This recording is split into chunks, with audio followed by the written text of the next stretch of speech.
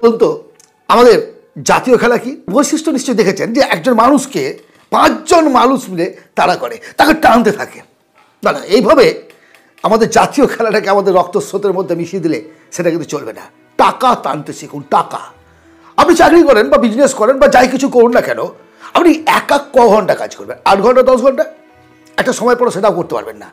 ততদিন পর্যন্ত আপনি ধনী হতে পারবেন না যতদিন পর্যন্ত না আপনি ঘুমিয়ে থেকেও টাকা ইনকাম করতে পারছেন। এটাই ওয়ারেন বাফেটের কথা, পৃথিবীর বিখ্যাত মানুষদের কথা এটাই, যে আপনি কাজ না করলেও আপনার জন্য টাকা ক্রমশ আসতে থাকবে, আপনার ব্যাংক অ্যাকাউন্টে বারবার টাকা ঢুকতে থাকবে। কি এমন কাজ কীভাবে করা যায়? ধনী মানুষরা ওইভাবে ধনী হয়নি যেটা আপনি কল্পনা করছেন। সকাল থেকে সন্ধ্যে পর্যন্ত হাড় ভাঙা পরিশ্রম করে ক টাকা ইনকাম করবেন? যত টাকা ইনকাম করুন, 1 লাখ 2 লাখ 5 লাখ, একটা লিমিটেশন আছে। আর এই লিমিটেড টাকা ইনকামে আপনি কখনো ফাইন্যান্সিয়াল ফ্রিডম লাইফ পাবেন না।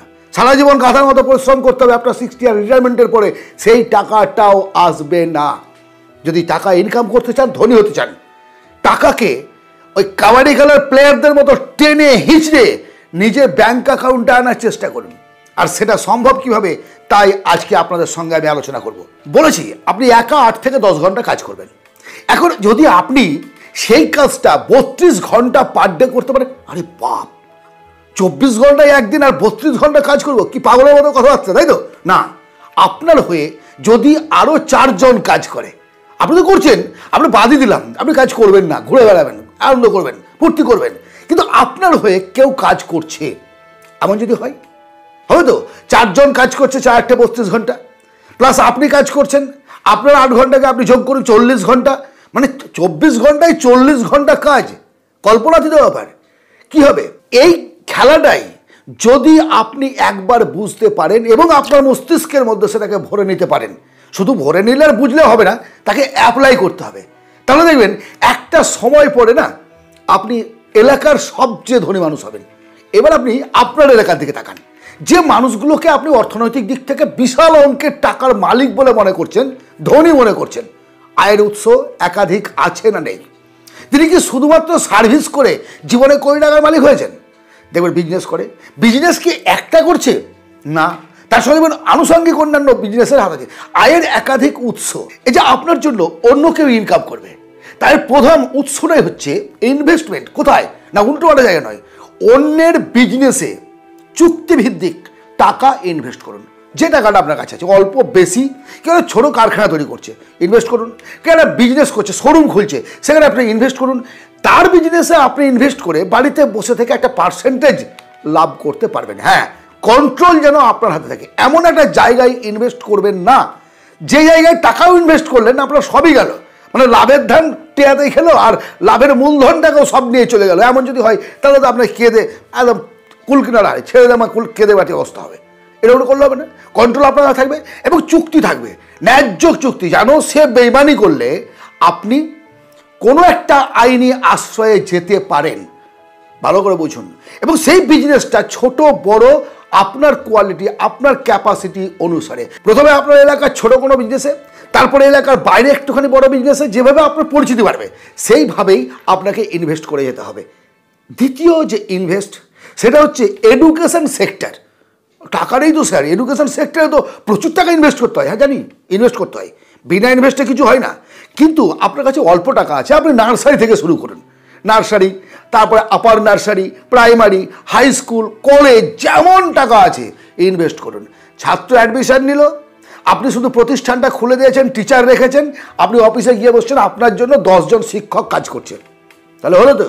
অন্যরা আপনার জন্য কাজ করছে তো, তাদের একটা বেতন দিচ্ছেন, কিন্তু মূল টাকাটা তো আপনার কাছে আসছে, ইনভেস্ট তো হচ্ছে এবং টাকাটা আপনার কাছে আসছে না। ইনকাম হচ্ছে না, হচ্ছে না, আমাকে বলুন।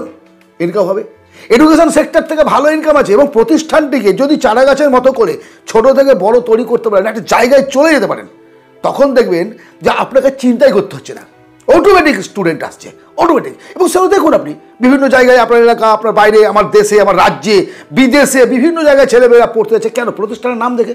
সেই নামটাকে আপনি তৈরি করতে হবে। তৃতীয় যে ইনভেস্টের জায়গা, সেটা হচ্ছে এককালীন তৈরি করে সেটাকে বিভিন্ন মাধ্যমের দ্বারা অ্যাড করে মানুষের মনে প্রবেশ করে দেওয়া। এটাও কেমন ইনকাম? জেনেও জানেন না, জেনেও জানেন না। আপনি নাম শোনেননি জোম্যাটো, নাম শোনেননি অ্যামাজন, নাম শোনেননি ফ্লিপকার্ট। আচ্ছা বলুন তো, ওলা উবের এই যে গাড়ির প্ল্যাটফর্মটা, এটা তো প্ল্যাটফর্ম, এটা সেই টাকা ব্যবহার করছি আমরা প্ল্যাটফর্মটাকে, সফটওয়্যার প্ল্যাটফর্ম। ওলা উবেরে কটা নিজের গাড়ি আছে? নেই। এটা ম্যানেজমেন্ট। অ্যামাজন, ফ্লিপকার্ট এরা কি কোনো প্রোডাক্ট তৈরি করে? না। একজনের প্রোডাক্ট, একজনের গ্রাহক, মাঝখান থেকে সে কমিশন খাচ্ছে। অ্যাকচুয়ালি প্রোডাক্টও ছিল, কাস্টমারও ছিল, কিন্তু সে কী করলো, কাস্টমারের সঙ্গে ডাইরেক্টলি প্রোডাক্টের একটা সম্পর্ক তৈরি করে দিল, মাধ্যম কমিশন খাচ্ছে। জোম্যাটো কটা হোটেলে কথা আছে? কটা আছে?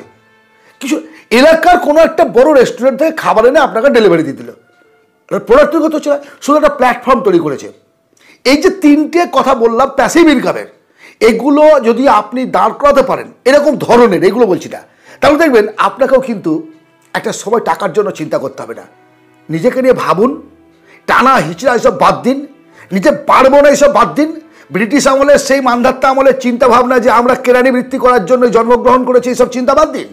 কারণ এই একটা সময় না, আমাদের এলাকায় রাজা রামমোহন রায় থেকে শুরু করে চাঁদ সদাগর থেকে শুরু করে বড় বড় বিজনেসম্যান ছিল, টপ র্যাঙ্কের বিজনেসম্যান। আর সেই বাঙালি কেরানি বৃত্তিতে অভ্যস্ত হয়ে গেছে, চাকরি করতে হবে। আরে চাকরি দেওয়ার কথা ভাবুন, নিজেকে ছোট ভাববেন না, দুর্বল ভাববেন না। এখন আপনি আমাকে বলবেন যে দাদা টাকা না থাকলে কিছুই করা যায় না, বড় বড় ডায়লগ মারা যায়। আচ্ছা আপনি আমাকে বলুন তো, পৃথিবীতে যত সমস্ত কোম্পানিগুলো আছে বা আপনার এলাকায় যে কোম্পানিগুলো আছে, যে মানুষগুলো ধনী, ক টাকা নিয়ে তারা জীবনযাত্রা শুরু করেছিলেন? ক টাকা নিয়ে? কল্পনা করতে হবে, দেখতে হবে। ওপর সাফল্য দেখলে হবে না, সে কোন জায়গা থেকে শুরু করেছিল এবং কীভাবে উঠে এসছে। দেখবেন যে প্রত্যেকেই কিন্তু সেই একেবারে শূন্য থেকে, অধিকাংশ, প্রত্যেকে বললে ভুল হবে, শূন্য থেকে উঠে এসছেন। আপনিও পারবেন। আপনার মধ্যে সেই জেদ আছে, সাহস আছে, আপনার মধ্যে সেই মনোবল আছে, আপনি পারবেন। আজকের এই ছোট্ট আলোচনা আপনার জীবন পরিবর্তনের ক্ষেত্রে যদি কোনো কাজে লাগবে বলে আপনার মনে হয়, অবশ্যই একটা লাইক করুন, শেয়ার করুন পরিচিত বন্ধুবান্ধব, আত্মীয় স্বজনদের মধ্যে। কারণ প্রত্যেকেই নিজেরা আমরা ভেঙে পড়ছি যে আমাদের দ্বারা আর কিছু হলো না। আমরা যদি ভেঙে পড়ি, আগামী প্রজন্মের অবস্থাটা কী হবে? একটু একটু করে এগিয়ে যাওয়ার চেষ্টা করুন। আর যদি পছন্দ হয়, চ্যানেলটিকে সাবস্ক্রাইব করে রাখুন, সঙ্গে থাকুন। ভালো থাকবেন, কথা হবে আবার অন্য ভিডিওতে। ধন্যবাদ।